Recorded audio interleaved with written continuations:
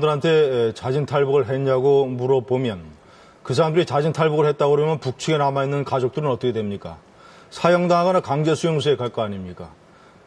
인권을 위한다는 민주화 변호사 단체가 북한 주민들, 그런 사람들의 인권을 사지에 몰아넣는 이런 행동을 하고 있어요. 한마디로 황당무계한 사건입니다. 남북관계와 북한의 본질에 관해서 아주 미망에 빠져 있는 일부 남한 내의 진보좌파 인사들이 벌이는 참 기가 막히게 황당무계한 사건입니다. 제가 이 사건을 북한에 대해서 제대로 알지 못하고 저지르는 남한의 일부 진보 인사들이 저지른 3대 사건 중에 하나로 뽑아요. 첫 번째는 노무현 정권 때 칼기 폭파범 김현희가 가짜라고 조작됐다고 주장했던 사건. 두 번째는 어뢰가 발견됐음에도 불구하고 천안함을 2년 반 동이나 북한 소행을 부인했던 사건. 그리고 이것이 세 번째 사건입니다. 왜 이런 황당무계가 일이 벌어지는가 제가 자세하게 말씀드리겠습니다. 공개 법정이 아닌 걸 알고 계시죠? 비공개 법정인 건 알고 계시죠? 그건 그렇게 정리를 하셔야지 얘기가 되는 것이고, 그 다음에 이거는 이제 우리의 사법체계에 의한 합법적인 절차예요. 변호사니까 잘 알고 계시겠지만 인신보호법에 의해서 청구한 것이 받아들여진 거잖아요. 그래서 심리를 하겠다는 거 아닙니까? 그러면은 심리하는 절차를 보장해 주는 것은 정말 우리 사법제도의 민주적인 성격인 것이니까 우리 자체로 해결할 수 있는 길이 열린 거 아니에요. 그리고 신원, 신상공개나 이런 것은 이미 국정을 해버린 거죠. 그러니까는 그것은 민변에게 책임을 물을 일이 절대 아니고, 그 다음에 방금 얘기했던 것처럼 우리 사법제도에 의해서 심리 청구를 해서 법원이 받아들인 거죠. 그리고 이 법을 잘 아시겠지만은 이 법의 명령에 따라 출석하는 의무가 국정원에게 있어요. 출석을 거부하면 과태료를 받거나 감찰이 되어 있어요. 그렇죠? 그 다음에 구제 청구에 대한 그 과정을 방해해서도 안 돼요. 근데 구제 청구의 과정이라고 하는 것은 법정 대리인 변호사가 당장에 문제가 되고 있는 종업원들과 만나거나 접견하거나 면접하는 절차가 반드시 필요하죠. 그리고 그 과정을 통해서 우리 사법체계에서는 이러한 경우에는 어떤 권리가 있는지 설명도 해주고, 또 그다음에 그럴 때에는 어떤 식으로 행동을 해야 되는 것이 또 도와주고, 이게 뭐 당연한 절차예요. 그러니까 인권을 보호할 수 있는 법 절차가 있는데 그걸 거부한 것은 국정원이죠. 그리고 이게 우리가 갖고 있는 인신보호법에 대한 절차를 따라서 하고 있는 과정이고, 사법부 체대도 이것을 그대로 받아들인 건데 그걸 왜 이렇게 문제 삼아요? 그걸 문제 삼으면 기본적으로 이 사법제도에 대한 부인을 하는 것이고, 현재 이것을 위법적으로 행하고 있는 것은 국정원이죠. 출석하는 명령 안 지켰잖아요. 그리고 구제 청구할 수 있는 과정에 대한 면접 접견 허용하고 있지 않잖아요. 당장 이거 어떻게 설명하시겠어요? 그리고 비공개 법정 한다고 그랬잖아요. 그러면 그 요건 다 맞네요. 비공개 법정이라고 하는 것은 네. 비공개 법정에서 12명의 종업원들이 증언을 하면 그 사람들은 이미 이 북한 이탈 주민 보호법에 따라서 본인들이 자진해서 보호 신청서, 나는 자진해서 대한민국에 입국을 했고 대한민국의 법에 따라서 이 보호 시설에 있겠다라는 보호 신청서를 다 쓴 사람들 안에 법에 따라서 보호 신청서를 썼다는 것은 그들이 자의적으로 그 시설에 남아있다는 것이고, 자, 그런 사람들인데, 그런 사람들이 법정에 나와서 비공개라 하지만 그 사람들이 자진해서 탈북을 했으며 우리는 보호 신청서를 썼다는 얘기를 할 거 아닙니까? 자, 그러면 판사가 어떤 결정을 내리겠어요? 아, 이것은 민변 측에서 청구한 인신보호 구제, 이 사람들을 수용시설에서 빼내달라는 청구가 이유 없다라고 각하할 거 아닙니까? 각하했다는 뜻은 뭐예요? 여종업원들이 자신에서 탈북했다라는 것을 법정에서 인정했다는 뜻 아니에요. 자, 그럼 북한 당국이 어떻게 하겠습니까? 저 12명의 여종업원들은 남한의 법정에서 본인들이 자진 탈북했다는 것을 인정했으니까 그 가족들은 전부 사형시키거나 강제 수용소에 보내라. 김정은이가 그럴 거 아닙니까? 네. 그게 제 얘기 아직 안 들었습니다. 그게 비공개 법정이라고 그래서 여종업원들의 목숨이나 북한에 남아있는 주민들의 안위가 보장이 됩니까? 그게? 그리고 비공개 법정, 지금까지 민변 변호사들이 해온 여러 가지 양태를 보면 우선 판사 자체가 그런 결정을 내려서 공개가 되면 북한 주민들이 위험해지지만 그동안의 민변 변호사들의 일부 해온 양태를 보면 그것이 비밀이 보장이 되겠어요? 아, 보장되는 걸 떠나서, 그리고 말이죠. 방송사 측에서 요청을 했는데 민변 변호사는 여기 왜 안 나옵니까? 왜? 인신보호 청구한 것이 그게 법에 따라서 당당하고. 여기 예? 있는 자, 분들한테 말씀을 하세요. 제 얘기, 그래서 제가 민변에 대해서 얘기하는 거예요. 민변에 대해서. 아니, 자, 거기에 그럴만한 사유가 있을 거고. 민변에 천 명이나 되는 사람들이고, 전부 다 그 사법시험 패스해가지고 하는 그 당당한 지식과 논리를 가진 사람들인데, 그렇게 당당하면 1000명 중에서 여기 나와서 자신들이 왜 인신보호 청구했다라는 것을 국민들에게 설명할 사람이 한 사람도 없어요? 왜 안 나옵니까? 왜? 본인들이 지금 저 민변을 선포할 자리가 아니지 않습니까? 국민들의 필요한 엄청난 말씀하시면 돼요. 여론의 지탄을 받고 이것이 북한 주민들의 생명이 경각에 처해있는 위험한 사건이면서 본인들이 엄청난 잘못된 판단을 했기 때문에 지금 여기 나와서 한 명도 얘기 못하는 것 아닙니까? 이 문제가 제기된 것은 여성원들의 부모들이 제기를 한 거죠. 그렇죠? 그리고 그것이 이제 북한 정부 당국이 어떤 식의 강도를 개입하느냐 하는 것은 정리를 해봐야 되지만은 1차 문제 제기의 주체는 부모들이었어요. 그리고 두 번째, 아까 이제 인신보호법에 대한 설명을 그런 식으로 하셨는데 법을 하시잖아요. 그러면 인신보호법 2조에 대해 정확하게 알고 계세요? 어떻게 되어 있느냐? 자유의사에 반해서 국가나 지방자치단체나 공법인이나 또는 개인이나 민간단체의 의료, 복지, 수용, 보호시설까지 다 포함해요. 네. 그래서 수용, 그다음에 보호라는 이름까지도 다 대상이 되고 있어요. 근데 이것을 지금 행렬병자나 또 윤락녀나 정신병자로 국한하는 것은 법의 취지를 대단히 잘못 알고 있는 것이고 법 조문에 대한 것도 정확히 알고 있지 못한 거죠. 자, 그다음 그렇게 되어 있는 걸 알고 계시죠? 2조를 보시면 알아요. 두 번째, 그다음에 이 문제를 가지고 인신보호법 구제 요 청구를 해서 해결한 사례가 하나 있습니다. 뭐냐 하면 국정원의 유성 간첩 조작 사건이 있었잖아요. 그 동시에 유가려가 합동신문센터에 구금되어 있었잖아요. 그래서 인신구제 청구를 해가지고 풀려났잖아요. 그랬는데 어떤 일이 벌어졌습니까? 국정원의 발표는 동생이 오빠가 간첩이라고 얘기를 했는데 풀려나와서 어떤 식이 됐어요? 조작 간첩인 게 확인이 됐잖아요. 김준일 의원께서 얘기하신 게 맞아요. 그래서 서류가 돼 있는데 심리라는 건 어떻게 하는 거냐 하면 그 서류를 법원에다가 제출하는 거예요. 그 다음에 재판이라고 하는 것은 저희 크로스 퀘스천이죠. 잘 아시잖아요. 교차 질문을 해서 확인하는 절차가 있는 거죠. 이거를 법적으로 보장해 준 거예요. 그러니까 서면만 가지고서는 자유의사에 대한 이 정확도를 확인할 수가 없으니까 심리제도라고 하는 것이 마련되어 있는 것이고 심리제도에 필요한 절차와 조건이 문서를 제출하는 거예요. 그래서 그거 제출하는 거죠. 맞아요. 하지만 문서만 가지고 확정할 수가 없다. 왜 그러냐 하면 아까 얘기했던 수용 또는 보호시설 안에서 놓여있는 처지가 있잖아요. 이 처지는 말하자면 수용장 또는 수용을 전체적으로 주도하는 사람들의 입장이 반영될 수밖에 없는 조건이라고 한다면 이 문서 자체에 대한 신뢰도도 문제가 될 수가 있는 것이고 이 모든 것은 기본적으로 국정원의 신뢰도와도 굉장히 깊은 관련이 있습니다. 조작 간첩 사건을 일으켰던 국정원이 이런 식으로 했는데 과연 저 얘기를 미룰 수 있을까라는 지점 하나가 있고 그다음에 탈북해서 논란이 되고 있는데 과거에와는 달리 보통은 이렇게 될 경우에는 잘 아시겠지만은 방콕에서 한 달 머물게 돼 있어요. 그래서 합동신문을 합니다. 그리고 나서는 정말 탈북자인지 간첩인지 확인해서 한국으로 들어오는 거예요. 근데 이거는 4월 5일날 사건이 일어났고 4월 7일날 들어왔잖아요. 그럼 그 절차가 없는 거예요. 그다음에 신상 공개라고 하는 것이 굉장히 중대한 치명적 문제가 된다고 했는데도 불구하고 국정원이 발표를 했어요. 그러면은 통상적인 질문이 당연하게 나오는 거죠. 왜 저럴까? 통상하고는 다른데? 물어봤더니 집단 탈북이기 때문에 특이했다고 얘기를 해요. 특이함이라고 하는 것이 신상 공개를 할 이유가 되지 못하죠. 그다음에 루트까지 공개했잖아요. 얼마나 위험한 짓을 한 겁니까? 자, 김민웅 교수님, 제가 설명을 드리겠습니다. 많이 하셨는데요. 첫 번째, 그 북한에 있는 12명의 종업원들이 부모들이 원한다. 아니, 부모들이 그러면 이 부모들이 우리 딸들이 자진 탈북이 아니라 유인 납치됐다라고 주장을 해야지 우리 딸들이 자진 탈북됐소이다. 이렇게 얘기를 하면 자기네 목숨이 어떻게 됩니까? 사형당하거나 강제 수용소에 가는 것 아니에요. 북한에서 벌어지고 있는 지금 시스템상 그렇지 않습니까? 그러면 북한에 있는 부모들은 뭐라고 얘기해야 돼요?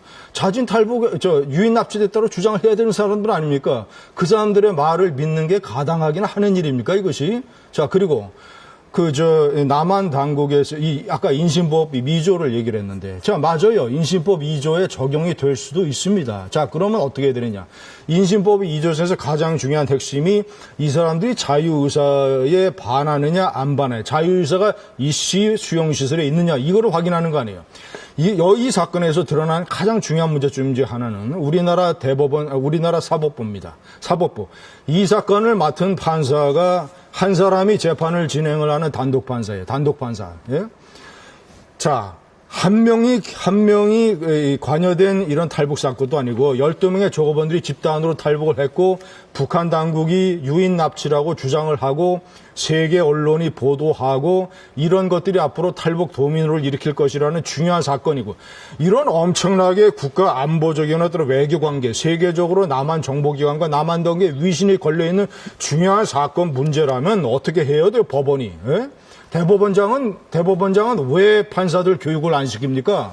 단독 판사를 하더라도 교육을 시키거나 이렇게 중요한 문제는 3명의 경험 있는 판사들이 다루는 합의부에 맡겨야 될 것 아닙니까? 단독 판사가 말이죠. 경험이 짧은 판사가 대법원의 명령을 내려가지고 12명의 종업원들은 내 법정에 나와서 내 신문에 응하라. 답변을 해라. 이런 명령 통지서를 12명의 종업원들에게 보냈어요. 어떻게 했어야 되느냐? 인신보호법에 해당되느냐 여부를. 민변이 청구한 인신보호를 내가 이거를 담당을 해서 심리를 할 것인가 여부를 어떻게 결정해야 되느냐. 신중하게 경험 많고 국가안전보장과 여러 가지 이 사건이 미칠 파장을 전부 다 종합적으로 고려하는 신중한 판사라면 합의를 하면 어떻게 해야 되느냐. 12명의 종업원들은 법정에 나와서 얘기하라고 명령 통지서를 보낼 게 아니라 본인이 혼자 조용히 북한 그 사람들이 수용되어 있는 보호센터에 가야죠. 그 판사가 가서 12명을 다 만나보고 당신들 자유의사로 여기에 있느냐 아니면 강제로 구금되어 있느냐 다 본인이 확인하고 그 사람들이 쓴 보호 신청서를 다 확인하고 이게 사실이냐 아니냐 다 확인을 하면 조용히 알 수 있지 않습니까? 본인이. 그러면 이것은 자유의사에 따라서 수용시설에 있는 거기 때문에 인신보호 청구 대상이 되지 않는다. 깨끗하게 그거 한마디로 각하를 하면 모든 소동이 가라앉고 북한에 있는 이 사람들의 부모들이 생명의 위험에 처할 일도 없고 그리고 국제적으로 한국 정보기관의 신빙성과 이런 도덕성이 국제적인 논란에도 처하는 일도 없고 남한 내에 지금 남남분명 이런 것도 없고 말이죠. 첫 번째 가장 실수를 한 사람은 판사다. 판사도 제대로 교육시키지 않냐고. 이렇게 중요한 사건을 경험 적은 단독 판사한테 맡겨가지고 단독 판사가 12명 여기 나와서 법정에서 증언해. 당신들 자질 탈북했어? 아니면 납치됐어? 이거 답변하라고 하는 게 대한민국 사법부입니다, 지금. 잠깐만요. 정 대표님, 잠깐만요. 지원이 감당을 하게 돼 있어요. 사법부제도에서 그렇게 이해하시면 안 되죠. 김 교수님. 알겠습니다. 말씀 주시고요. 그걸 바꿔야 된다 이거예요. 경험만 하면 김진유 의원, 잠깐만요. 중요한 문제를 해야지 어떻게 지금 그렇게 법적인 문제를 이 얘기를 해나갈 때에 첫째는 부모가 그런 체제에서 그럴 수밖에 없다라고 얘기를 하셨는데 저는 좀 다르게 생각해. 그럴 수도 있을 거예요. 그런데 어떤 부모가 자기 자식이 사라졌는데 왜 안 찾아요? 그리고 그다음에 정부 당국에서 얘기할 때도 보면은 중국 식당에 지라는 정도라고 한다면은 꽤 괜찮은 그런 수입과 그리고 위치에 있다 이렇게 얘기했거든요.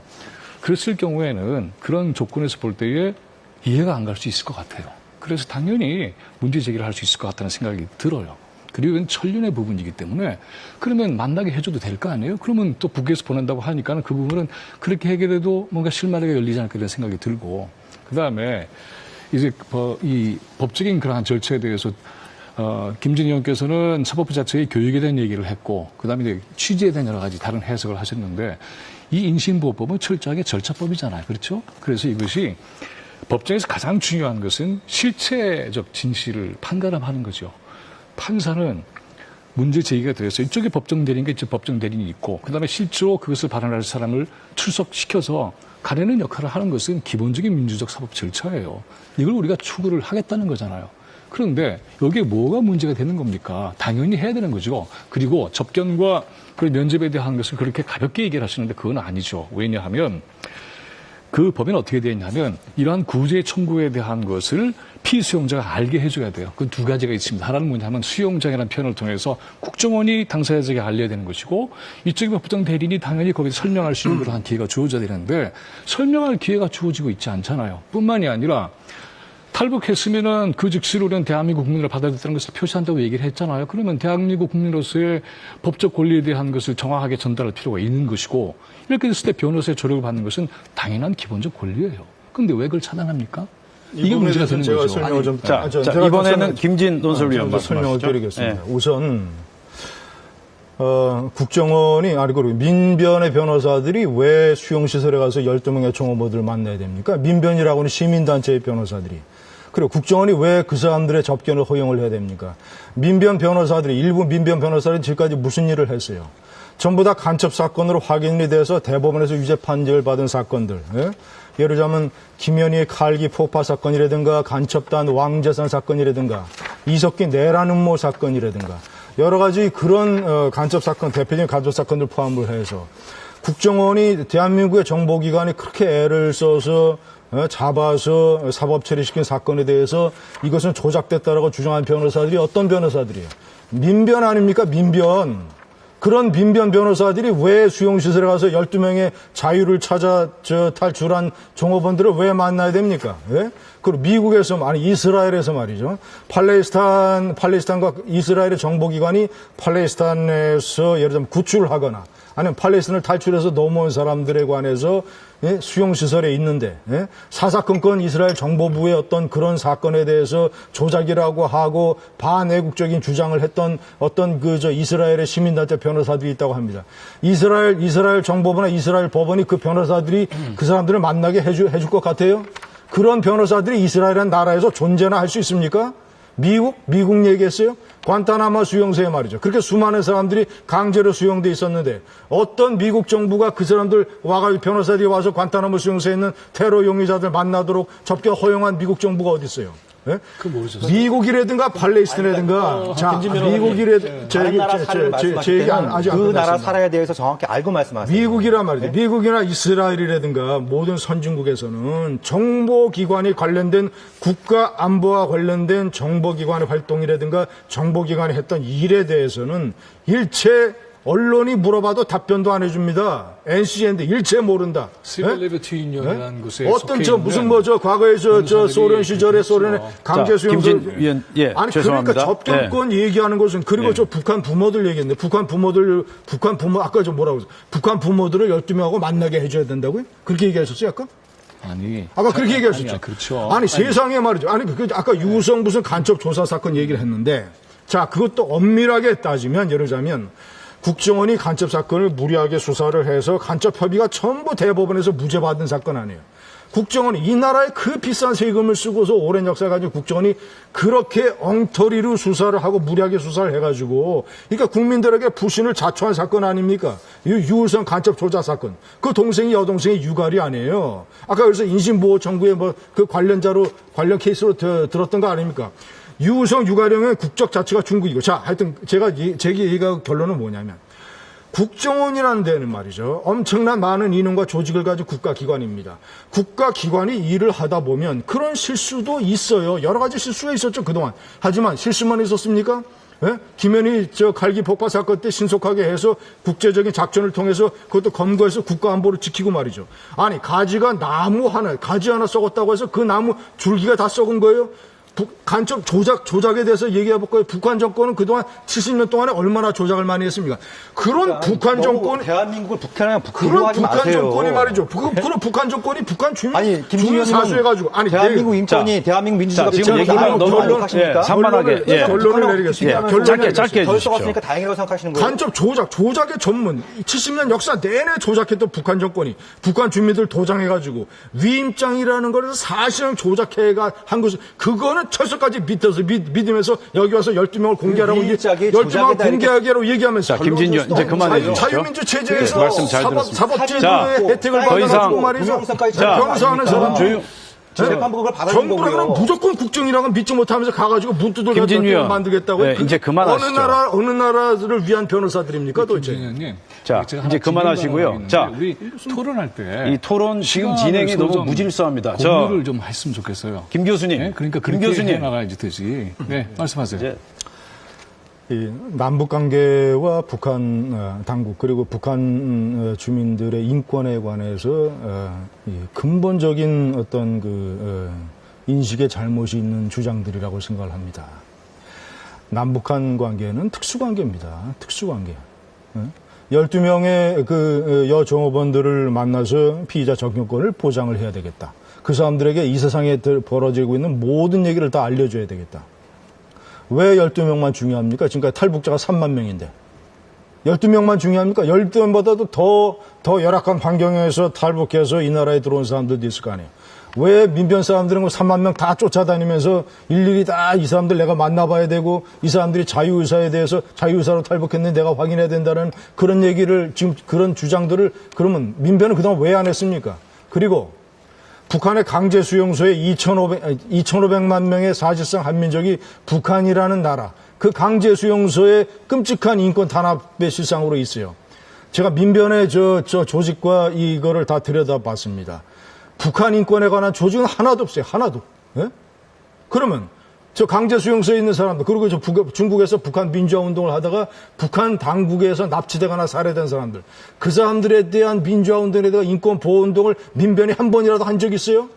예? 진정한 인권과 이 나라의 민주화를 위한다면 남북관계의 특수상 3만 명의 탈북자들이 와서 이 나라에 와서 당분간 이 시설에 보호를 해서 남한서 왜 탈북했는가 의사를 확인을 하고 그리고 위장 탈북자들이 한두 명이에요. 정부 당국으로서는 국가의 안전 보장을 위해서 이 사람들의 의사도 확인하기 위해서는 수용시설에 일단은 보호를 해야 될 거 아닙니까? 그래서 일정한 기간이 지나면 하나원으로 가서 남한 생활에 대한 정착 기간을 거쳐서 이것이 북한 체제에 대치하고 있는 남한의 정부 당국과 정부가 하는 일 아니에요.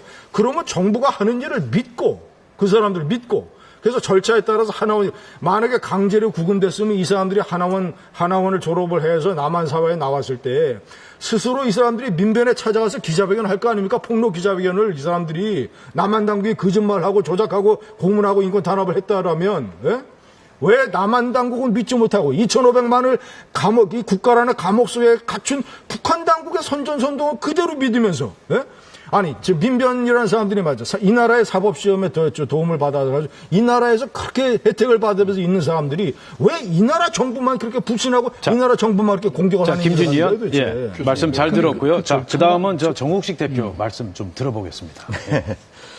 예, 뭐 제가 민변 변호인도 아닙니다만 일단 뭐 민변에 대해서 잘 많이 조사를 하셨다고 하니까 뭐 기본적으로 김진희 의원님 말씀을 존중합니다만 제가 알기로는 민변 같은 경우에도 북한 인권 문제에 대해서 상당히 많이 관심을 가지고 나름대로 여러 가지 고민들을 쭉 해왔다고 하는 것은 뭐 저도 잘 알고 있기 때문에 말씀드릴 수 있는 거고요. 그리고 이제 아까 뭐 잠깐 얘기도 나왔습니다만 그러니까 지금 민변이 여러 가지 이제 북한 또 탈북자 인권 문제 중에서 집중하고 있는 것이 지금 국정원의 예전 합심센터였죠. 지금은 이제 북한 이탈주민 보호센터로. 예, 그게 이제 유가려 씨 사건 때문에 명칭을 바꾼 거죠. 사실 국민들의 요구는 국정원의 개혁이었습니다만, 이름을 바꾼 개명 정도로 지금 마무리가 되고 있는 이런 상황에 있습니다만, 아까 말씀드린 것처럼 유엔 자유권위원회조차도 이 탈북자들이 남한에서 지금 처한 상황을 보니까 특히 이제 합동신문센터에 있는 이런 상황이 있다 보니까 장기간 동안 변호사는 물론이고 이 사람들이 신뢰할 수 있는 제3자의 조력을 전혀 받지 못하는 이런 어떤 과정이 있다 보니까 유엔 인권위원회조차도 이제 개선 권고를 내고 있는 이런 상황에 있는 것이고요. 말씀하신 것처럼 이제 그런 조사 기간 동안 뭐 위장 탈북 여부 또 국가 안위에 위해를 가할 수 있는 이런 부분들을 마땅히 조사를 해야겠죠. 근데 그런 부분만 있는 것이 아니고 혹시 좀 어떻게 이 사람들 간첩으로 둔갑시킬 수 없을까? 이걸 혹시 좀 어떻게 좀 정치적으로 이용할 수는 없을까? 이런 쪽으로도 자꾸 하다 보니까 국민들의 국정원을 바라보는 시각이 좀 국정원이 아니라 걱정원이라는 표현이 나올 정도 아닙니까? 그러니까 그런 신뢰를 잃은 부분들이 있는 거고, 아까 말씀 잘하셨습니다. 커다란 나무가 일을 하다 보면 가지 하나가 썩어 들어갈 수 있다라고 얘기를 했습니다만 그 가지를 썩은 가지를 갈라치지 않으면 나무 전체가 썩어갈 수 있는 겁니다. 그 피해는 고스란히 우리 국민들한테 돌아오는 것이고요. 그런 부분들 관련해서 민변이 미흡하게나마 그런 활동한 부분들에 대해서 우리가 객관적으로 평가하지 못할 망정 그런 식으로 말씀하는 것은 언제 기회가 되시면 지금 김 의원님 계신 언론사에서 한번 민변 변호사들하고 한번 제가 공개적으로 토론해도 좋을 것 같아요. 그래서 판단의 몫은 국민들한테 맡기는 것도 저는 한 가지 방법이라고 생각합니다. 자, 그다음 차기환 변호사 말씀하시죠. 이 부모의 대리권을 자꾸 말씀하십니다. 근데 이제 아까 말씀드렸지만 이 법을 처음 만들 때는 포괄주의로 가긴 했지만 처음 만들 때는 아까 제가 말씀드린 그런 어떤 자기 의사표현을 제대로 할 수 없는 사람들이라든지 자의에 반해서 감금될 가능성이 많은 사람들을 대상으로 했기 때문에 청구권에다가 피수용자 이외에 여러 명을 뒀습니다. 그래서 심지어는 수용시설의 직원도 청구권이 있습니다.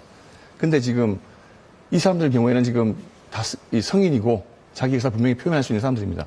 그런 경우에 본인이 이 인신보호 심판이 어떻게 대답을 해도 자기나 가족이 불이익을 받을 가능성이 굉장히 높기 때문에 나는 이 절차를 원하지 않는다고 하면은 그때 과연 부모가 선임한 대리권이 그 대리권의 효력을 인정해서 이 절차를 진행해야 될 것인가? 저는 그건 아니라고 생각합니다. 법의 정신이 수용되어 있는 사람 그 사람의 인권과 의사를 최고로 존중하려고 하는 게 이 법의 정신이기 때문에 지금 본인이 나는 이 절차를 원하지 않는다고 그러는데 북에 있는 부모가 선임한 대리권에게 가지고 이 절차를 계속 진행해야겠다. 이렇게 말하는 것은 오히려 도와주겠다고 하면서 이 사람들도 궁지로 모는 그런 거기 때문에 그는 대리권의 효력이 저는 제한된다고 생각을 하고 그다음에 이게 지금 우리가 이 문제를 이렇게 논의하는 과정 자체에서 요거 먼저 말씀드리겠습니다. 왜 지금 이 문제가 이렇게 북한 당국이 신경을 쓰는가에 관해서 탈북자한테 한번 이야기를 들어봤습니다. 왜 이러느냐.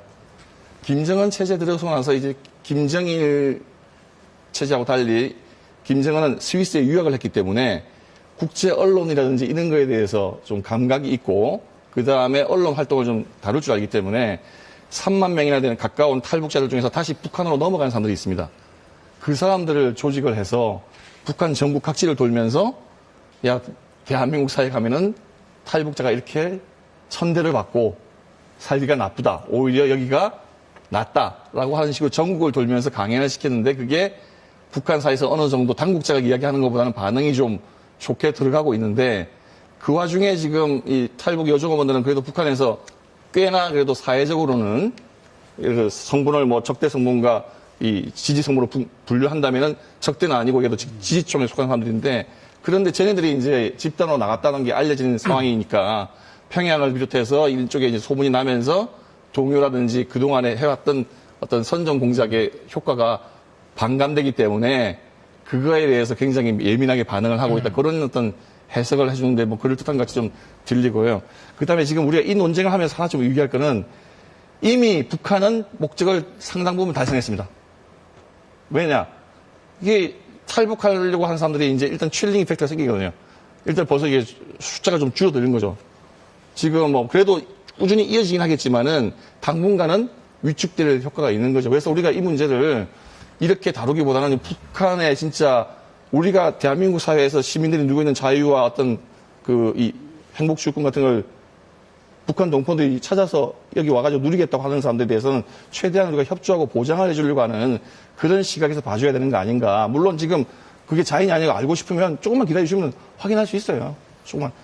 간다 오면 다 확인되는 거 아닙니까? 자, 말씀 잘 들었고요. 다음은 김민웅 교수님. 지금 이제 그 법 얘기를 하셨으니까는 정리를 또 한번 좀 해보고 싶은 부분이 있는데, 아까 얘기했던 것처럼 피수용자인 이 여정원들이 필요 없다라고 한 것은 국정원의 발언밖에 없잖아요. 그렇죠? 우리가 알고 있는 건. 그런데 잘 들어보세요. 대한변협 인권보호관이 또 했죠. 네, 그렇죠. 그런데 그건 수용 책임자 쪽의 발언이잖아요. 그렇죠? 아니죠. 아니, 들어보세요. 아니, 교수님, 그게 지금 우선. 아니, 거기에 또 하나 중요한 게 있어요. 왜냐하면 심리를 하는 것은 대한변협이 했다고 칩시다. 그런데 중요한 거는 심리를 하는 까닭은 뭐예요? 그건 뭐냐면 수용 책임자의 발언만이 아니라 그 안에 있는 사람들의 발언을 듣고 심리하기 위해서예요. 그러면 이걸 어떻게 해야 우리가 들을 수 있을까요? 당연히 제 얘기 들어보고 얘기할 수 있을 것 같아요. 그건 당연히 면접이나 접견을 통해서 피수용자의 발언이 또는 의사가 확인되는 절차가 법에 규정되어 있어요. 그러면은 그건 해야 되는 게 마땅한 거죠. 그런데 그걸 배제하는 것은 말이 안 되는 것이고, 그다음에 아까 이제 탈북자 얘기를 여러 가지를 하셨는데 1년에 보통 한 100명 이상 탈북자가 생긴다고 하죠. 그리고 이제 아까 얘기하셨던 것처럼 방콕이나 또 들어와서 합동신문센터에서 정확하게 신원이나 여러 가지 의사를 확인을 한 다음에 한원에 보내서 그래서 대한민국 국민으로 살 수 있는 그런 길을 연단 말이죠. 근데 이 케이스는 우리가 이제 왜 이럴까 설명이 잘 안 되는 부분이 바로 이 지점이에요. 탈북 자유의사로 탈북했다. 그랬더니 이들은 혐의가 없다. 그럼 합동신문센터에 있을 이유가 없는 거죠. 그럼 그 다음에는 하나원에 보내져서 그 다음에 상황을 가서 한국 사회에 살 수 있도록 도와주는 게 맞는 거죠. 그런데 지금 이 절차가 없이 이름만 바꿨지만 합동신문센터예요. 근데 합동신문센터의 그 구조는 독방이에요. 서로 뭐 얘기도 할 수 없어요. 자, 이런 상황 속에서 보면은 아까 인신보호법이라고 하는 것은 보호라고 돼 있는 조차도 문제 제기하는 거예요. 그래서 이렇게 이걸 알고자 하는 거죠. 이것이 왜 중요하냐면 한국 사회에 이만큼 민주적인 사법제도를 가지고 있는 절차가 있다고 하는 것은 그만큼 북한 체제에 대해서 나름대로 우리의 우수한 발언권 갖고 있는 거 아니겠습니까? 그러면 이걸 통해서 충분히 확인할 수 있는 것이고, 아까 제가 부모 얘기를 했는데 저는 이런 생각도 들어요. 북쪽에서 판문점이나 남쪽 사회에 보내겠다. 그러면 받아주면 좋을 것 같아요. 그래서 충분히 확인해봐라. 그리고 이 사람들이 정말 이 자유에서 했다면 우리가 최대한 보호하고 아끼겠다. 이렇게 하면 되지 않겠어요? 부모는 이런 거죠. 부모라면 예를 들어서 부모라면 아까 이제 아주 힘든 그러한 징역을 당할 것을 우려하죠. 그럴 것 같아요. 그리고 힘들지도 몰라요. 아마 근데 만약에 자기의 자제가 그런 식으로 잘 살고 있다는 걸 확인하게 된다면 그만큼 견딜 거라 저는 봅니다. 그러니까는 이러한 과정조차도 우리가 전 세계에 내놓고 할 수 있는 당당한 그러한 측면이 있어야죠. 자, 봅시다. 수많은 사람들이 TV에도 나와요. 탈북자가. 그 사람들 가족 없습니까? 북에 다 하잖아요. 그럼 만약에 정말 그게 문제가 된다면 TV 활동 나오는 거 막아야죠. 근데 그렇지 않잖아요. 자, 이거는 뭘 뜻하느냐 깊이 생각해 봐야 합니다. 자, 말씀 잘 들었습니다. 지금 제가 양쪽의 말씀을 들으면서 좀 혼란스러운 부분이 시청자들도 아마 마찬가지라고 생각이 되는데 지금 그 탈북 여종업원들이 현재 보호센터에 이제 보호가 돼 있고요. 이런 상태에서 지금 변호인의 조력을 받지 않고 있습니까? 받고 있습니까? 그 부분은 좀 정리하고 넘어가야 될 것 같아요. 설명을 좀 드릴게요. 예, 말씀하시죠. 그 마치 외부하고 완전히 차단돼서 당국이 통제하는 것처럼 얘기하시는 건데 그것도 사실관계가 완전히 틀리잖아요. 이러니까 시청자들이 오해하시는 거예요. 예? 대한변협의 추천을 받아서 인권보호관이 있지 않습니까, 지금. 인권보호관이 지금 모든 법원의 출석명령 통지서도 전달을 해주고, 위임장이라든가 동영상 얘기도 다 해주고, 북한 주민들에 관한 얘기도 다 해주고, 그래서 여러분들 12명의 당신들은 의사는 어떻습니까? 그래서 인권보호관이 우리 국민들에게 다 설명을 했잖아요. 본인이 만나본 12명의 심리 상태와 요새 지내는 대학교 진학하기 위해서 영어 공부도 하고 이 자유세계에 와서 자진 탈북을 해서 얼마나 새 인생에 대해서 부푼 꿈에 빠져 있고 이런 얘기를 전부 인권보호관이 우리 국민들에게 자세하게 설명을 했지 않습니까? 대한변협도 믿지 않냐고, 인권보호관도 믿지 않냐고, 국정원도 믿지 않냐고, 그저 선전선동, 북한의 선전선동, 당국의 선전선동을 믿고, 북한 주민 어머니가 와서 판문점에 와서 이 12명을 만나라고요? 그래서 만나서 이 12명이 그래서 자진 탈북했습니다. 예? 여기는 남한에서 잘 살고 있습니다라고 얘기하면 그래서 눈물 좀 흘리고 올라가다가 그 부모들은 어떻게 됩니까? 그러면 강제수혜소에 가거나 아니면 장성택이 꼴나는 거 아니에요. 그런 거를 버젓이 남한 당국이 하라는 거를 지금 조장하는 거예요? 그러니까 지금 3만 명의 탈북자들이 지금까지 있어서 아까 1년에 100명 탈북한다래. 한 달에 1년에 1000명 탈북해, 1000명. 3만 명의 탈북자들 중에서 북한 이탈 주민 보호센터에 남한 당국의 보호를 받는 과정에서 고문을 당하거나 납치당했음에도 불구하고 다진 탈북이라고 위증을 하거나 강요받았거나 아니면 무슨 신체적인 강제적인 구금이라든가 협박이라든가 있었다고 3만 명의 탈북자 중에서 증언한 사람이 누가 있습니까? 예? 지금까지 탈북자 역사상 있습니다. 이 나라의 당국과 정보기관과 정부는 하나도 믿지 않으면서 온갖 조작과 북한 탈북자들에 대한 봉쇄 작전과 중국에서 북한 민주화 운동을 벌이고 있는 이 나라의 목사나 이런 운동가들을 살해 납치한 북한 당국의 얘기는 듣고 말이죠. 그러니까 무슨 내가 보면 이거 완전 제가 그래서 처음에 초두 발언에 얘기했어요.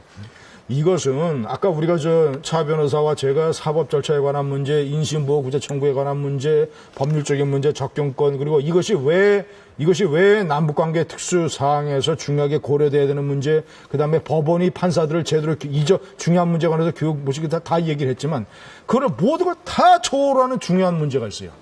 남북관계와 북한에 관한 아주 미망적 환상을 가지고 말이죠. 북한 이런 민변이 가지고 있는 문제 의식을 가지고 북한 당국의 탄압이라든가 북한 당국의 조작 선동을 그동안 민변이 북한 당국과 싸웠더라면 지금 아마 통일의 순간이 가까워졌으면 모르겠는데 민변은 어느 나라 변호사들 김진유 의원 중요하다고 얘기하셨잖아요. 그러면은 거기에 요구되는 절차를 허용하는 게 맞는 거죠. 그렇죠? 그러면 그랬을 때는 피수용자가 만나야만 나름대로 확인할 수가 있잖아요. 그런데 법정 대리인 민변은 그러한 기회를 지금 전혀 가지고 있지 못해요. 또 하나. 들어보시죠. 또 일단. 하나. 예. 그 다음에는 이런 것도 있잖아요. 피수용자의 신분이 된 종업원들이 법정에 출석을 하지 않고라도 충분히 할 수 있다라는 게 성립을 하려면 다시 아까 돌아가서 바로 지금 문제가 되고 있는 변호인의 조력을 받을 수 있는 기회와 조건을 주는 것이 마땅하죠. 그게 우리 사법부의 기본적인 정신입니다. 그래야만 인권을 보호할 수 있고 자기의 뜻을 얘기를 할 수가 있죠. 예를 들자면 이런 거죠.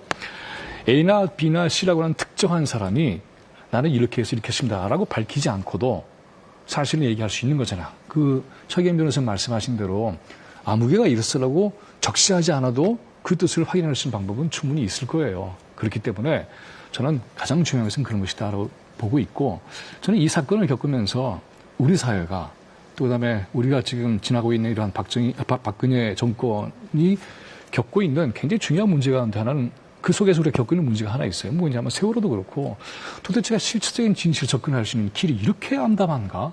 왜 이렇게 다 막혀 있을까? 그리고 언론도 마찬가지죠. 이런 것이 토론과 함께 언론들이 제기를 해야 되는 거 아닙니까? 무수한 문제가 제기되고 있어요. 자, 그렇다면 이런 겁니다. 아까 왜 국정원 믿지 않는다고 그랬는데 국민은 의문을 제기할 수 있는 권리가 당연히 있는 거예요. 정부는 그 의문을 해명할 의무가 있는 겁니다.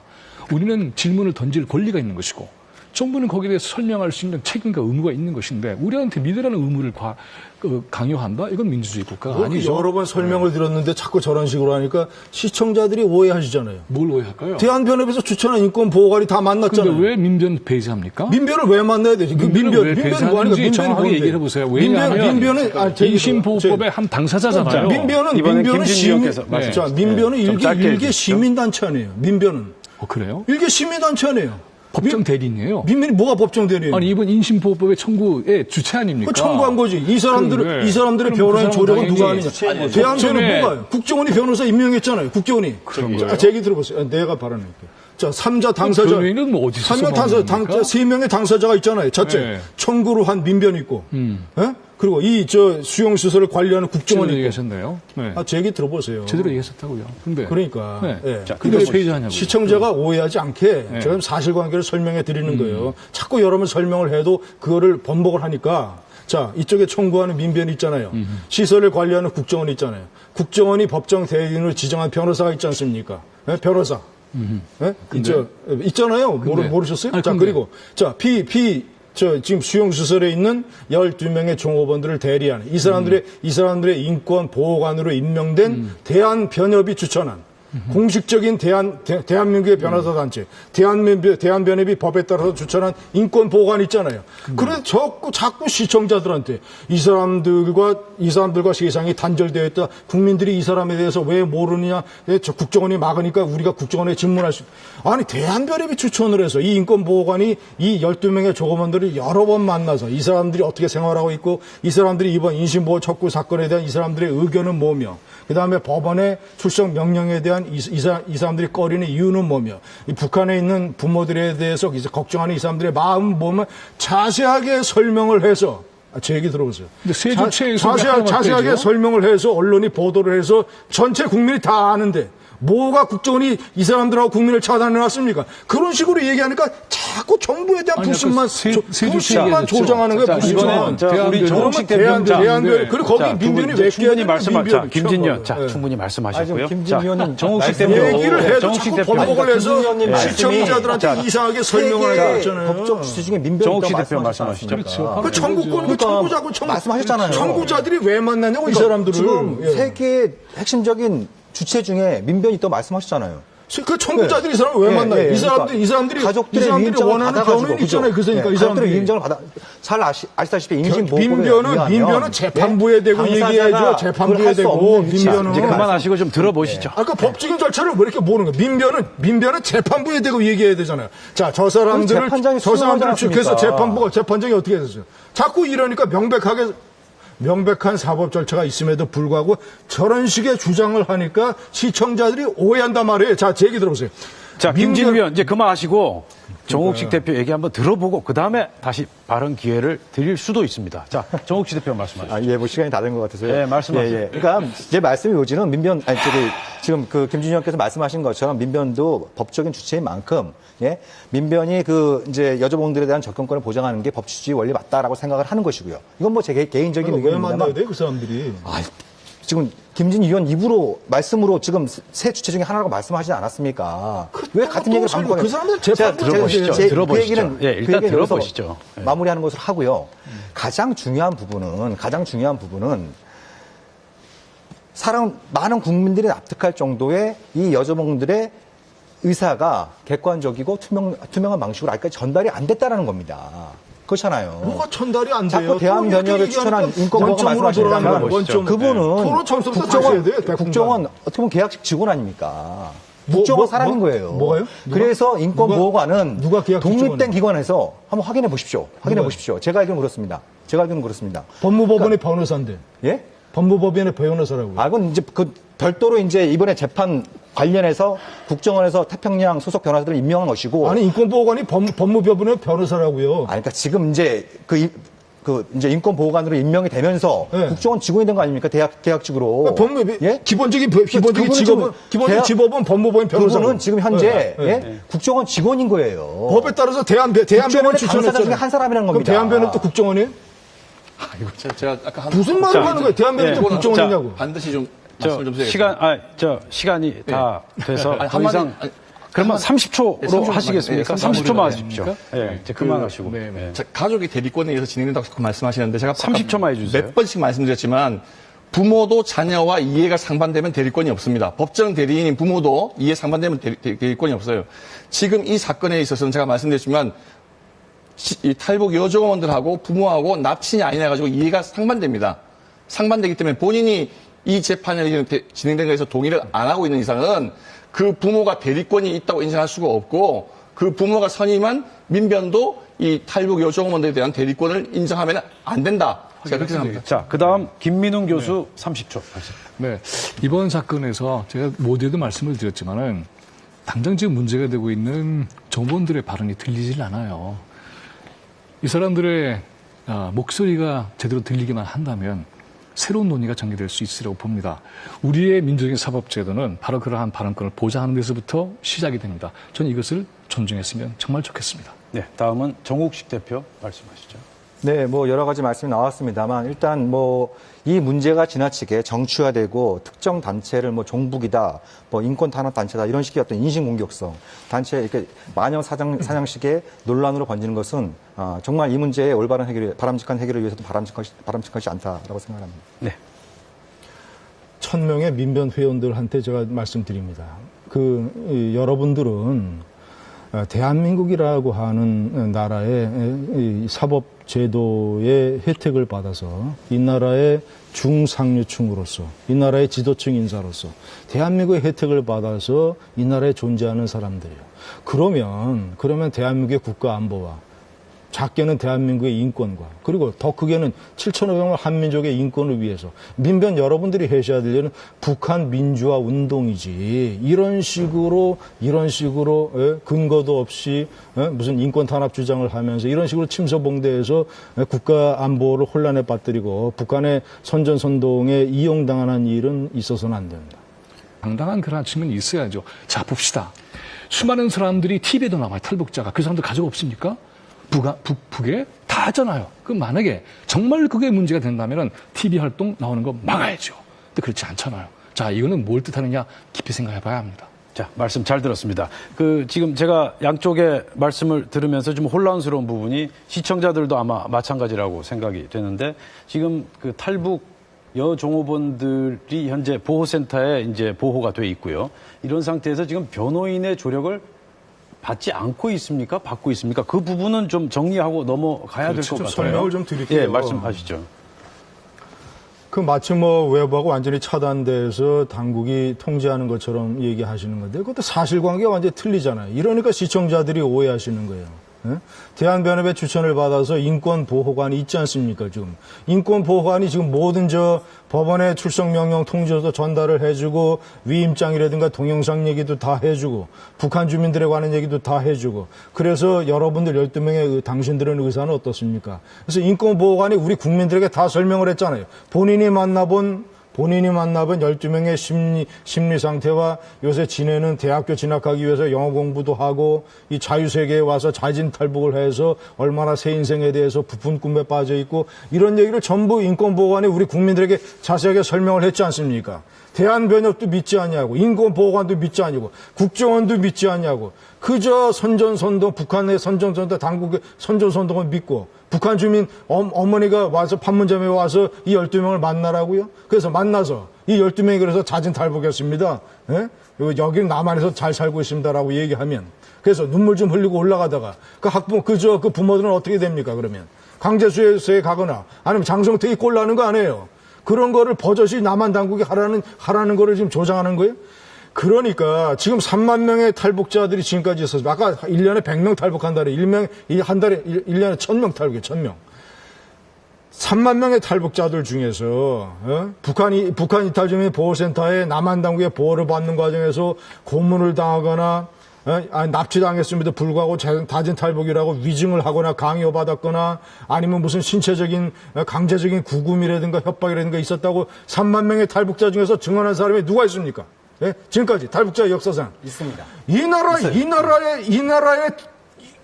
이 나라의 당국과 정보기관과 정부는 하나도 믿지 않으면서 온갖 조작과 북한 탈북자들에 대한 봉쇄 작전과 중국에서 북한 민주화 운동을 벌이고 있는 이 나라의 저 목사나 이런 운동가들을 살해 납치한 북한 당국의 얘기는 듣고 말이죠. 그러니까 무슨 내가 보면 이거 완전 제가 그래서 처음에 초두 발언에 얘기했어요. 이것은 아까 우리가 차 변호사와 제가 사법 절차에 관한 문제, 인신보호구제 청구에 관한 문제, 법률적인 문제, 접견권 그리고 이것이 왜 남북관계 특수 사항에서 중요하게 고려돼야 되는 문제, 그다음에 법원이 판사들을 제대로 중요한 문제에 관해서 교육 모시기 다 얘기를 했지만 그걸 모든 걸 다 초월하는 중요한 문제가 있어요. 남북관계와 북한에 관한 아주 미망적 환상을 가지고 말이죠. 북한 이런 민변이 가지고 있는 문제 의식을 가지고 북한 당국의 탄압이라든가 북한 당국의 조작 선동을 그동안 민변이 북한 당국과 싸웠더라면 지금 아마 통일의 순간이 가까워졌으면 모릅니다. 민변은 어느 나라 위한 변호사들. 김진유 의원 중요하다고 얘기하셨잖아요. 그러면은 거기에 요구되는 절차를 허용하는 게 맞는 거죠. 그렇죠? 그러면 그랬을 때에는 피수용자가 만나야만 나름대로 확인할 수가 있잖아요. 그런데 법정 대리인 민변은 그러한 기회를 지금 전혀 가지고 있지 못해요. 또 하나. 들어보시죠. 또 일단. 하나. 예. 그 다음에는 이런 것도 있잖아요. 피수용자의 신분이 된 종업원들이 법정에 출석을 하지 않고라도 충분히 할 수 있다라는 게 성립을 하려면 다시 아까 돌아가서 바로 지금 문제가 되고 있는 변호인의 조력을 받을 수 있는 기회와 조건을 주는 것이 마땅하죠. 그게 우리 사법부의 기본적인 정신입니다. 그래야만 인권을 보호할 수 있고 자기의 뜻을 얘기를 할 수가 있죠. 예를 들자면 이런 거죠. A나 B나 C라고 하는 특정한 사람이 나는 이렇게 해서 이렇게 했습니다라고 밝히지 않고도 사실은 얘기할 수 있는 거잖아. 최기현 변호사님 말씀하신 대로 아무개가 이랬으라고 적시하지 않아도 그 뜻을 확인할 수 있는 방법은 충분히 있을 거예요. 그렇기 때문에 저는 가장 중요한 것은 그런 것이다라고 보고 있고, 저는 이 사건을 겪으면서 우리 사회가 또 그다음에 우리가 지금 지나고 있는 이러한 박근혜 정권이 겪고 있는 굉장히 중요한 문제 가운데 하나는 그 속에서 우리가 겪고 있는 문제가 하나 있어요. 뭐냐면 세월호도 그렇고 도대체가 실질적인 진실을 접근할 수 있는 길이 이렇게 암담한가? 왜 이렇게 다 막혀 있을까? 그리고 언론도 마찬가지죠. 이런 것이 토론과 함께 언론들이 제기를 해야 되는 거 아닙니까? 무수한 문제가 제기되고 있어요. 자, 그렇다면 이런 겁니다. 아까 왜 국정을 믿지 않는다 그랬는데 국민은 의문을 제기할 수 있는 권리가 당연히 있는 거예요. 정부는 그 의문을 해명할 의무가 있는 겁니다.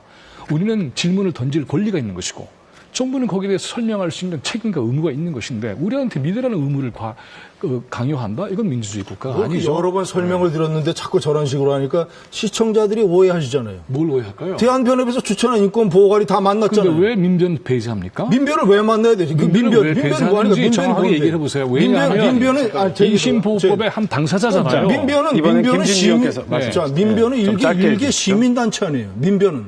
그래요? 일개 시민단체 아니에요. 법정 대리인이에요. 민변이 뭐가 법정 대리인이에요? 아니 이번 인신보호법의 청구의 주체 아닙니까? 청구한 거지. 이 사람들의 변호인 조력은 누가 하느냐. 대한변협 뭐가요? 국정원이 변호사 임명했잖아요. 국정원이. 그런 거예요? 제 얘기 들어보세요. 내가 발언할게요. 자, 3자 당사자. 변호인은 뭐 어디서 3명 3명의 당사자가 있잖아요. 첫째, 네. 청구로 한 민변이 있고.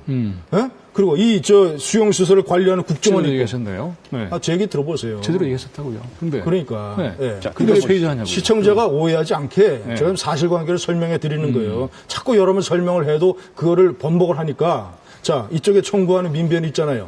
시설을 관리하는 국정원이 있잖아요. 국정원이 법정 대리인으로 지정한 변호사가 있지 않습니까? 네? 변호사.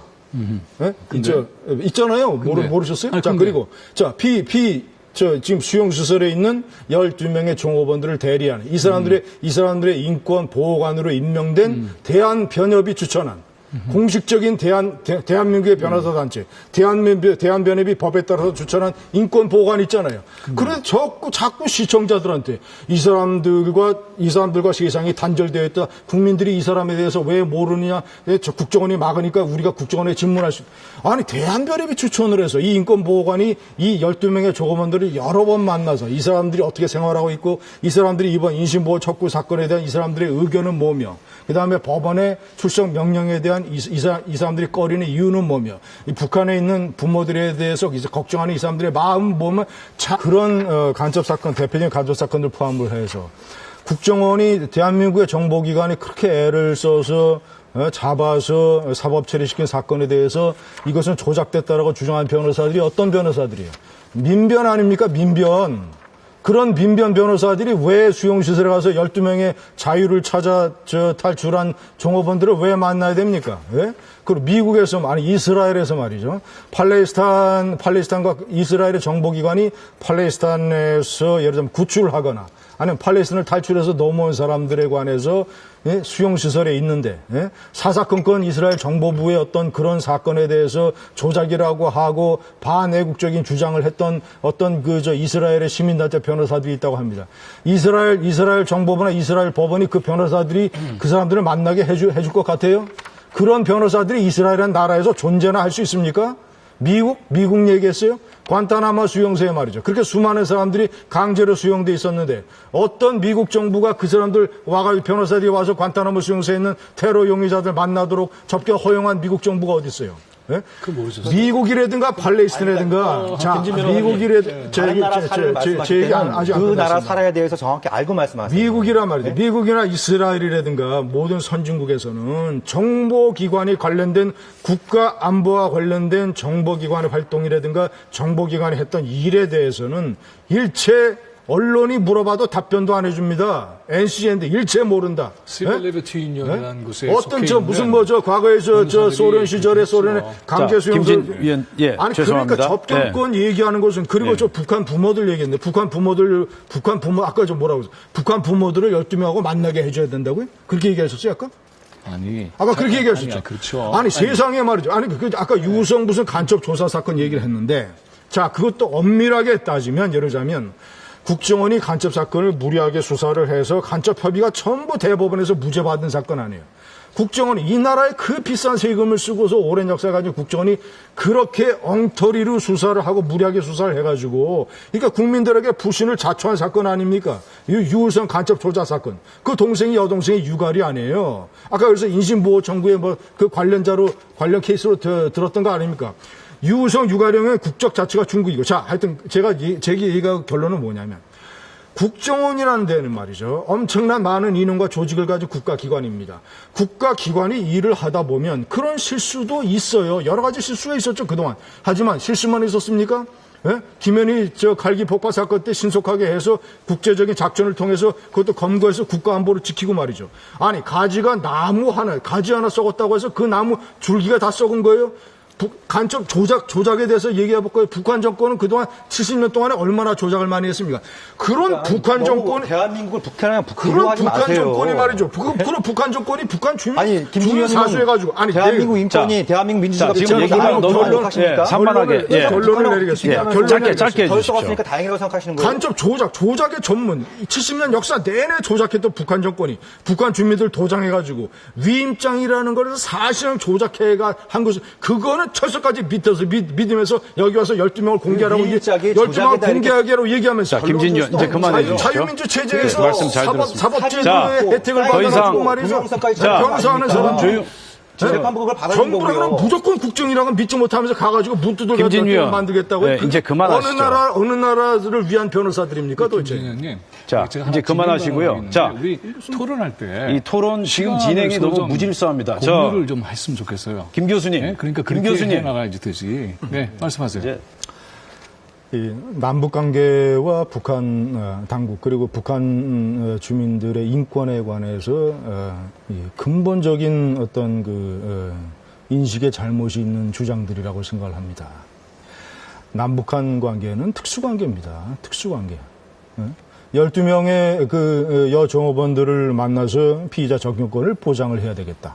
그 사람들에게 이 세상에 벌어지고 있는 모든 얘기를 다 알려줘야 되겠다. 왜 12명만 중요합니까? 지금까지 탈북자가 3만 명인데. 12명만 중요합니까? 12명보다도 더 열악한 환경에서 탈북해서 이 나라에 들어온 사람들도 있을 거 아니에요. 왜 민변 사람들은 3만 명 다 쫓아다니면서 일일이 다 이 사람들 내가 만나봐야 되고 이 사람들이 자유의사에 대해서 자유의사로 탈북했는데 내가 확인해야 된다는 그런 얘기를 지금 그런 주장들을 그러면 민변은 그동안 왜 안 했습니까? 그리고 북한의 강제 수용소에 2,500만 명의 사실상 한민족이 북한이라는 나라 그 강제 수용소에 끔찍한 인권 탄압의 실상으로 있어요. 제가 민변의 조직과 이거를 다 들여다봤습니다. 북한 인권에 관한 조직은 하나도 없어요. 하나도. 예? 그러면 저 강제 수용소에 있는 사람들 그리고 중국에서 북한 민주화 운동을 하다가 북한 당국에서 납치되거나 살해된 사람들 그 사람들에 대한 민주화 운동에 대한 인권 보호 운동을 민변이 한 번이라도 한 적 있어요? 예? 진정한 인권과 이 나라의 민주화를 위한다면 남북관계의 특수상 3만 명의 탈북자들이 와서 이 나라에 와서 당분간 이 시설에 보호를 해서 남한서 왜 탈북했는가 의사를 확인을 하고 그리고 위장 탈북자들이 한두 명이에요. 정부 당국으로서는 국가의 안전 보장을 위해서 이 사람들의 의사도 확인하기 위해서는 수용시설에 일단은 보호를 해야 될 거 아닙니까? 그래서 일정한 기간이 지나면 하나원으로 가서 남한 생활에 대한 정착 기간을 거쳐서 이것이 북한 체제에 대치하고 있는 남한의 정부 당국과 정부가 하는 일 아니에요. 그러면 정부가 하는 일을 믿고 그 사람들을 믿고 그래서 절차에 따라서 하나원 만약에 강제로 구금됐으면 이 사람들이 하나원을 졸업을 해서 남한 사회에 나왔을 때 스스로 이 사람들이 민변에 찾아가서 기자회견을 할 거 아닙니까? 폭로 기자회견을 이 사람들이 남한 당국이 거짓말하고 조작하고 고문하고 인권 탄압을 했다라면 예? 왜 남한 당국은 믿지 못하고 2,500만을 이 국가라는 감옥 속에 갇힌 북한 당국의 선전선동을 그대로 믿으면서 예? 아니 지금 민변이라는 사람들이 맞아 이 나라의 사법시험에 도움을 받아서 이 나라에서 그렇게 혜택을 받으면서 있는 사람들이 왜 이 나라 정부만 그렇게 불신하고 이 나라 정부만 이렇게 공격을 하는 김준희 거예요? 의원 말씀 잘 들었고요. 자, 그다음은 정욱식 대표 말씀 좀 들어보겠습니다. 예, 뭐 제가 민변 변호인도 아닙니다만 일단 뭐 민변에 대해서 잘 많이 조사를 하셨다고 하니까 뭐 기본적으로 김진희 의원님 말씀을 존중합니다만 제가 알기로는 민변 같은 경우에도 북한 인권 문제에 대해서 상당히 많이 관심을 가지고 나름대로 여러 가지 고민들을 쭉 해왔다고 하는 것은 뭐 저도 잘 알고 있기 때문에 말씀드릴 수 있는 거고요.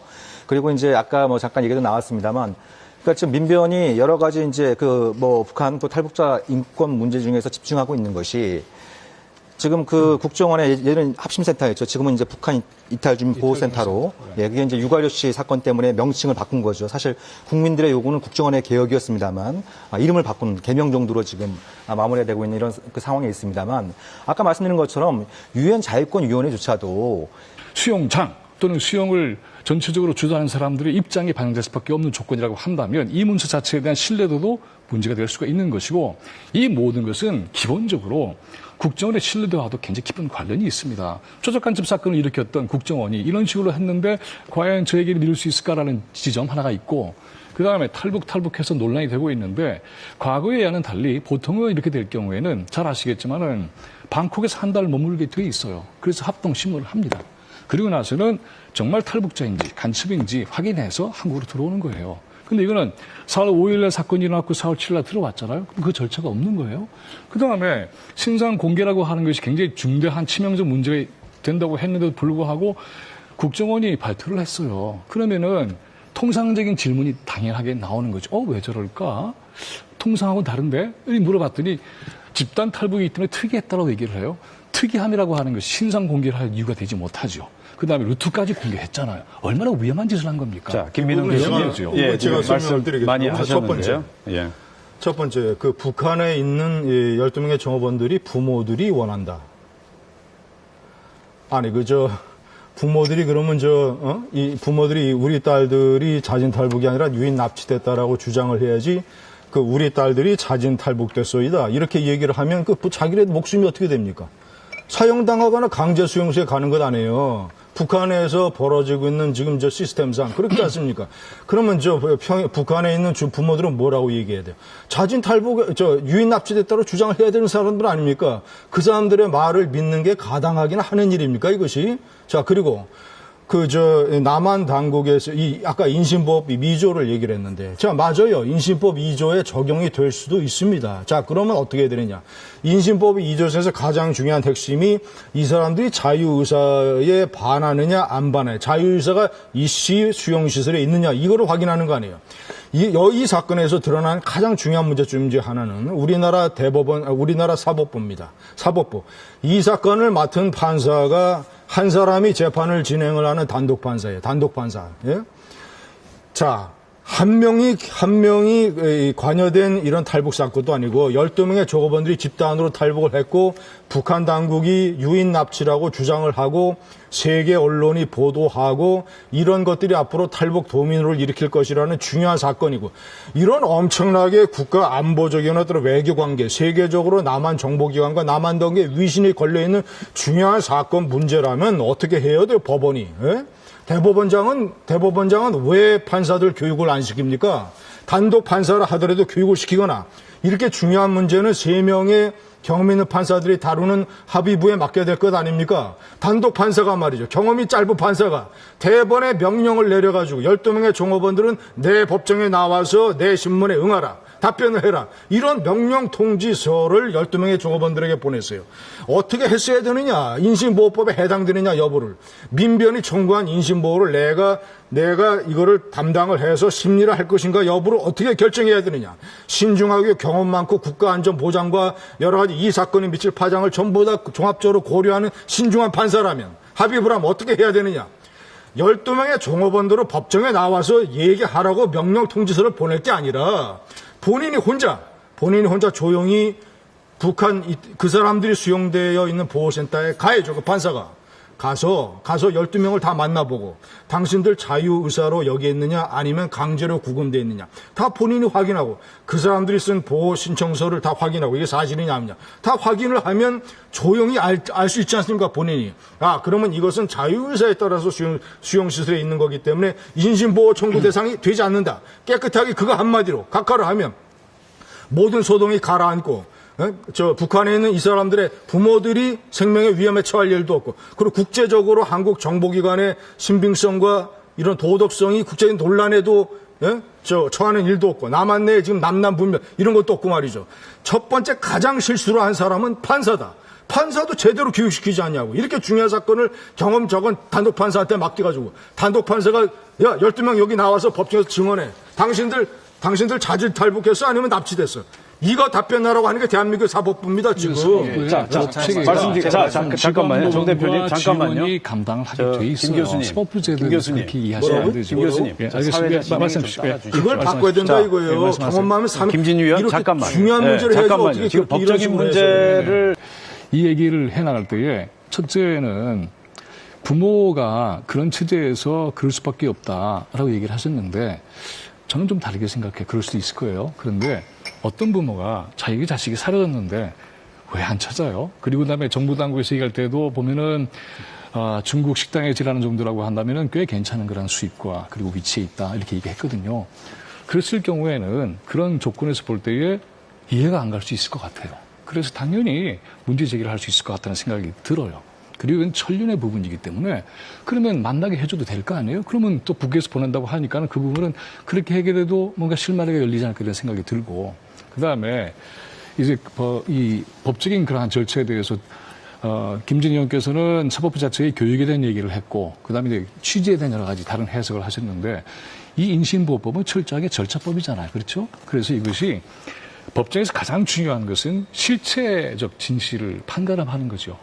판사는 문제 제기가 되어서 이쪽에 법정 대리인과 이쪽 법정 대리인이 있고 그다음에 실제로 그것을 발언할 사람을 출석시켜서 가리는 역할을 하는 것은 기본적인 민주적 사법 절차예요. 이걸 우리가 추구를 하겠다는 거잖아요. 그런데 여기에 뭐가 문제가 되는 겁니까? 당연히 해야 되는 거죠. 그리고 접견과 면접에 대한 것을 그렇게 가볍게 얘기를 하시는데 그건 아니죠. 왜냐하면 그 법에는 어떻게 되어 있냐면 이러한 구제 청구에 대한 것을 피수용자가 알게 해줘야 돼요. 그 두 가지가 있습니다. 하나는 뭐냐면 수용자라는 표현을 통해서 국정원이 당사자에게 알려야 되는 것이고 이쪽의 법정 대리인이 당연히 거기서 설명할 수 있는 그러한 기회가 주어져야 되는데 설명할 기회가 주어지고 있지 않잖아요. 뿐만이 아니라 탈북했으면은 그 즉시로 우리는 대한민국 국민을 받아들였다는 것을 표시한다고 얘기를 했잖아요. 그러면 대한민국 국민으로서의 법적 권리에 대한 것을 정확하게 전달할 필요가 있는 것이고 이렇게 됐을 때 변호사의 조력을 받는 것은 당연한 기본적 권리예요. 그런데 왜 그걸 차단합니까? 이게 문제가 되는 제가 거죠. 설명을 좀 자, 제가 이번에는 김진 논설위원 좀 설명을 말씀하시죠. 드리겠습니다. 우선 국정원이 그리고 민변의 변호사들이 왜 수용시설에 가서 12명의 종업원들을 만나야 됩니까? 민변이라고 하는 시민단체의 변호사들이. 그리고 국정원이 왜 그 사람들의 접견을 허용을 해야 됩니까? 민변 변호사들이, 일부 민변 변호사들이 지금까지 무슨 일을 했어요? 전부 다 간첩 사건으로 확인이 돼서 대법원에서 유죄 판결을 받은 사건들. 예?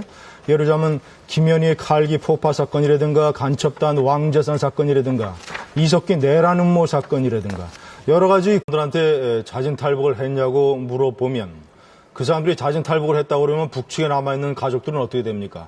사형당하거나 강제 수용소에 갈 거 아닙니까? 인권을 위한다는 민주화 변호사 단체가 북한 주민들, 그런 사람들의 인권을 사지에 몰아넣는 이런 행동을 하고 있어요. 한마디로 황당무계한 사건입니다. 남북관계와 북한의 본질에 관해서 아주 미망에 빠져있는 일부 남한 내의 진보좌파 인사들이 벌이는 참 기가 막히게 황당무계한 사건입니다. 제가 이 사건을 북한에 대해서 제대로 알지 못하고 저지르는 남한의 일부 진보 인사들이 저지른 3대 사건 중에 하나로 뽑아요. 첫 번째는 노무현 정권 때 칼기 폭파범 김현희가 가짜라고 조작됐다고 주장했던 사건. 두 번째는 어뢰가 발견됐음에도 불구하고 천안함을 2년 반 동이나 북한 소행을 부인했던 사건. 그리고 이것이 세 번째 사건입니다. 왜 이런 황당무계가 일이 벌어지는가 제가 자세하게 말씀드리겠습니다. 공개 법정이 아닌 걸 알고 계시죠? 비공개 법정인 건 알고 계시죠? 그건 그렇게 정리를 하셔야지 얘기가 되는 것이고, 그 다음에 이거는 이제 우리의 사법체계에 의한 합법적인 절차예요. 변호사님께 잘 알고 계시겠지만 인신보호법에 의해서 청구한 것이 받아들여진 거잖아요. 그래서 심리를 하겠다는 거 아닙니까? 그러면은 심리하는 절차를 보장해 주는 것은 정말 우리 사법제도의 민주적인 성격인 것이니까 우리 자체로 해결할 수 있는 길이 열린 거 아니에요. 그리고 신원, 신상공개나 이런 것은 이미 국정원이 해버린 거죠. 그러니까는 그것은 민변에게 책임을 물을 일이 절대 아니고, 그 다음에 방금 얘기했던 것처럼 우리 사법제도에 의해서 심리 청구를 해서 법원이 받아들인 거죠. 그리고 이 법을 잘 아시겠지만은 이 법의 명령에 따라 출석해야 하는 의무가 국정원에게 있어요. 출석을 거부하면 과태료를 받거나 감찰이 되어 있어요. 그렇죠? 그 다음에 구제 청구에 대한 그 과정을 방해해서도 안 돼요. 근데 구제 청구의 과정이라고 하는 것은 법정 대리인 변호사가 당장에 문제가 되고 있는 종업원들과 만나거나 접견하거나 면접하는 절차가 반드시 필요하죠. 그리고 그 과정을 통해서 우리 사법체계에서는 이러한 경우에는 어떤 권리가 있는지 설명도 해주고, 또 그다음에 그럴 때는 어떤 식으로 행동을 해야 되는 것이 또 도와주고, 이게 뭐 당연한 절차예요. 그러니까 인권을 보호할 수 있는 법 절차가 있는데 그걸 거부한 것은 국정원이죠. 그리고 이게 우리가 갖고 있는 인신보호법에 대한 절차를 따라서 하고 있는 과정이고, 사법부 체대도 이것을 그대로 받아들인 건데 그걸 왜 이렇게 문제 삼아요? 그걸 문제 삼으면 기본적으로 이 사법제도에 대한 부인을 하는 것이고, 현재 이것을 위법적으로 행하고 있는 것은 국정원이죠. 출석하는 명령 안 지켰잖아요. 그리고 구제 청구할 수 있는 과정에 대한 면접 접견 허용하고 있지 않잖아요. 당장 이거 어떻게 설명하시겠어요? 그리고 비공개 법정 한다고 그랬잖아요. 그러면 그 요건 다 맞네요. 비공개 법정이라고 하는 것은 비공개 법정에서 12명의 종업원들이 증언을 하면 그 사람들은 이미 이 북한 이탈 주민 보호법에 따라서 본인들이 자진해서 보호 신청서, 나는 자진해서 대한민국에 입국을 했고 대한민국의 법에 따라서 이 보호 시설에 있겠다라는 보호 신청서를 다 쓴 사람들 안에 법에 따라서 보호 신청서를 썼다는 것은 그들이 자의적으로 그 시설에 남아있다는 것이고, 자, 그런 사람들인데 그런 사람들이 법정에 나와서 비공개라 하지만 그 사람들이 자진해서 탈북을 했으며 우리는 보호 신청서를 썼다는 얘기를 할 거 아닙니까? 자, 그러면 저 판사가 어떤 결정을 내리겠어요? 아, 이것은 민변 측에서 청구한 인신보호 구제, 이 사람들을 수용시설에서 빼내달라는 청구가 이유 없다라고 각하할 거 아닙니까? 각하했다는 뜻은 뭐예요? 여종업원들이 자신에서 탈북했다라는 것을 법정에서 인정했다는 뜻 아니에요? 자, 그럼 북한 당국이 어떻게 하겠습니까? 저 12명의 여종업원들은 남한의 법정에서 본인들이 자진 탈북했다는 것을 인정했으니까 그 가족들은 전부 사형시키거나 강제 수용소에 보내라. 김정은이가 그럴 거 아닙니까? 네. 그게 제 얘기 아직 안 들었습니다. 그게 비공개 법정이라고 그래서 그 저 여종업원들의 저 목숨이나 북한에 남아있는 주민들의 안위가 보장이 됩니까? 그게? 그리고 비공개 법정, 지금까지 민변 변호사들이 해온 여러 가지 양태를 보면 우선 판사 자체가 그런 결정을 내려서 공개가 되면 북한 주민들이 위험해지지만 그동안에 민변 변호사들의 일부 해온 양태를 보면 그것이 비밀이 보장이 되겠어요? 아, 보장되는 걸 떠나서 그리고 말이죠. 방송사 측에서 요청을 했는데 민변 변호사는 여기 왜 안 나옵니까? 왜? 인신보호 청구한 것이 그게 법에 따라서 당당하고. 여기 예? 있는 자, 분들한테 말씀을 하세요. 제 얘기, 그래서 제가 민변에 대해서 얘기하는 거예요. 민변에 대해서. 아니, 자, 그게 그럴만한 사유가 있을 거고. 민변에 천 명이나 되는 사람들이고 전부 다 그 사법시험 패스해가지고 하는 그 당당한 지식과 논리를 가진 사람들인데 그렇게 당당하면 1000명 중에서 여기 나와서 자신들이 왜 인신보호 청구했다라는 것을 국민들에게 설명할 사람이 한 사람도 없어요? 왜 안 나옵니까? 왜? 본인들이 지금 저 선포할 자리가 아니지 않습니까? 국민들의 필요한 엄청난 말씀하시면 돼요. 여론의 지탄을 받고 이것이 북한 주민들의 생명이 경각에 처해있는 위험한 사건이면서 본인들이 엄청난 잘못된 판단을 했기 때문에 지금 여기 나와서 한 명도 얘기 못하는 것 아닙니까? 이 문제가 제기된 것은 여종원들의 부모들이 제기를 한 거죠. 그렇죠? 그리고 그것이 이제 북한 정부 당국이 어떤 식의 강도를 개입하느냐 하는 것은 정리를 해봐야 되지만은 1차 문제 제기의 주체는 부모들이었어요. 그리고 두 번째, 아까 이제 인신보호법에 대한 설명을 그런 식으로 하셨는데 법을 하시잖아요. 그러면 인신보호법 2조에 대해 정확하게 알고 계세요? 어떻게 되어 있느냐? 자유의사에 반해서 국가나 지방자치단체나 공법인이나 또는 개인이나 민간단체의 의료, 복지, 수용, 보호시설까지 다 포함해요. 네. 그래서 수용, 그다음에 보호라는 이름까지도 다 대상이 되고 있어요. 근데 이것을 지금 행렬병자나 또 율락녀나 정신병자로 국한하는 것은 법의 취지를 대단히 잘못 알고 있는 것이고 법조문에 대한 것도 정확히 알고 있지 못한 거죠. 자, 그다음 그렇게 되어 있는 걸 알고 계시죠? 2조를 보시면 알아요. 두 번째, 그다음에 이 문제를 가지고 인신보호법 구제 요 청구를 해서 해결한 사례가 하나 있습니다. 뭐냐 하면 국정원의 유성 간첩 조작 사건이 있었잖아요. 그 동시에 유가래가 합동신문센터에 구금되어 있었잖아요. 그래서 인신구제 청구를 해가지고 풀려났잖아요. 그랬는데 어떤 일이 벌어졌습니까? 국정원의 발표는 동생이 오빠가 간첩이라고 얘기를 했는데 풀려나와서 어떤 식이 됐어요? 조작 간첩인 게 확인이 됐잖아요. 김준일 의원께서 얘기하신 게 맞아요. 그래서 서류가 돼 있는데 심리라는 건 어떻게 하는 거냐 하면 그 서류를 법원에다가 제출하는 거예요. 그 다음에 재판이라고 하는 것은 저희 크로스 퀘스천이죠. 잘 아시잖아요. 교차 질문을 해서 확인하는 절차가 있는 거죠. 이거를 법적으로 보장해 준 거예요. 그러니까 서면만 가지고서는 자유의사에 대한 이 정확도를 확인할 수가 없으니까 심리제도라고 하는 것이 마련되어 있는 것이고 심리제도에 필요한 절차와 조건이 문서를 제출하는 거예요. 그래서 그거 제출하는 거죠. 맞아요. 하지만 문서만 가지고 확정할 수가 없다. 왜 그러냐 하면 아까 얘기했던 수용 또는 보호시설 안에서 놓여있는 처지가 있잖아요. 이 처지는 말하자면 이 탈북자들이 남한에서 지금 처한 상황을 보니까 특히 이제 합동신문센터에 있는 이런 상황이 있다 보니까 장기간 동안 그 변호사는 물론이고 이 사람들이 신뢰할 수 있는 제3자의 조력을 전혀 받지 못하는 이런 어떤 과정이 있다 보니까 유엔 인권위원회조차도 이제 그 개선 권고를 내고 있는 이런 그 상황이 있는 것이고요. 그 말씀하신 것처럼 이제 그런 조사 기간 동안 뭐 위장 탈북 여부 또 국가 안위에 위해를 가할 수 있는 이런 부분들을 마땅히 조사를 해야겠죠.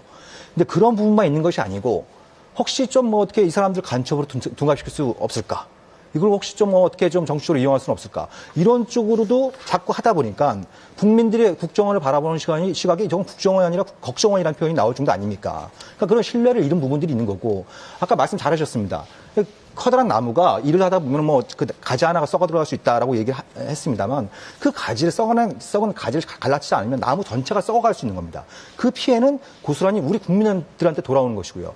그런 부분들 관련해서 민변이 미흡하게나마 그런 활동한 부분들에 대해서 우리가 객관적으로 평가하지 못할 망정 그런 식으로 말씀하는 것은 언제 기회가 되시면 지금 김 의원님 계신 언론사에서 한번 민변 변호사들하고 한번 제가 공개적으로 토론해도 좋을 것 같아요. 그래서 그 판단의 몫은 국민들한테 맡기는 것도 저는 한 가지 방법이라고 생각합니다. 자, 그다음 차기환 변호사 교수님께서 말씀하시죠. 이 부모의 대리권을 자꾸 말씀하십니다. 근데 이제 아까 말씀드렸지만 이 법을 처음 만들 때는 포괄주의로 가긴 했지만 처음 만들 때는 아까 제가 말씀드린 그런 어떤 자기 의사표현을 제대로 할 수 없는 사람들이라든지 자의에 반해서 감금될 가능성이 많은 사람들을 대상으로 했기 때문에 청구권에다가 피수용자 이외에 여러 명을 뒀습니다. 그래서 심지어는 수용시설의 직원도 청구권이 있습니다.